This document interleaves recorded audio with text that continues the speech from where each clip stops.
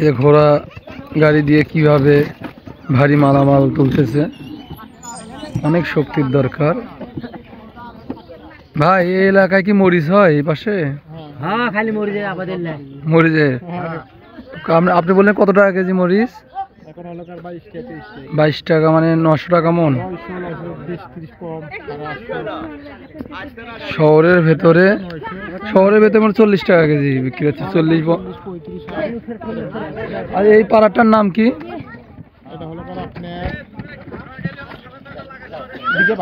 দিঘাপাড়া। আর এই বাঁধের নাম হচ্ছে হাসনাবাদ, গহিনবাদ, হাসনাপাড়া গহিনবাদ।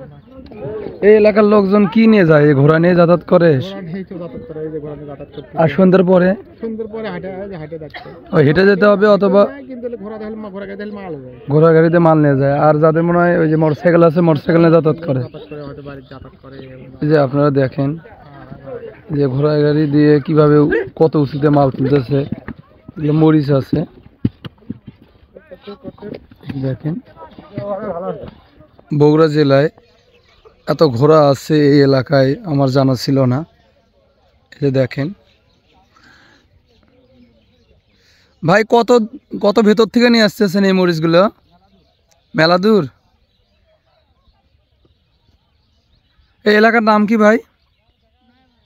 নয়াপাড়া। নয়াপাড়া সারিয়াকান্দি না? এটা সদর ইউনিয়নের মধ্যে।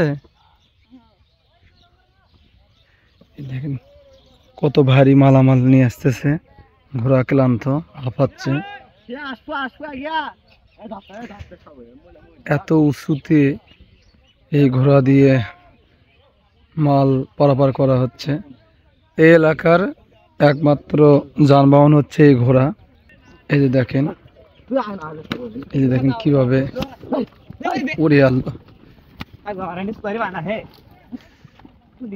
এত উঁচুতে এই যে ঘোড়া দিয়ে ভারী মালামাল তোলা হচ্ছে, অনেক শক্তির দরকার। ওয়াও, এই যে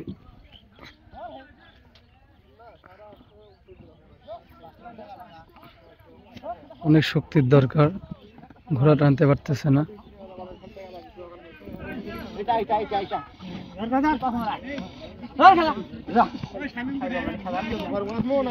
এত নিচু থেকে উপরে তোলা সত্যি কষ্টকর।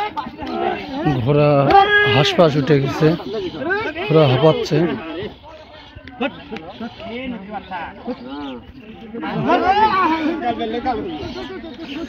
এই যে দেখেন এত নিচু থেকে উপরে তোলা আসলে সত্যি ঘোড়ার জন্য কষ্টকর।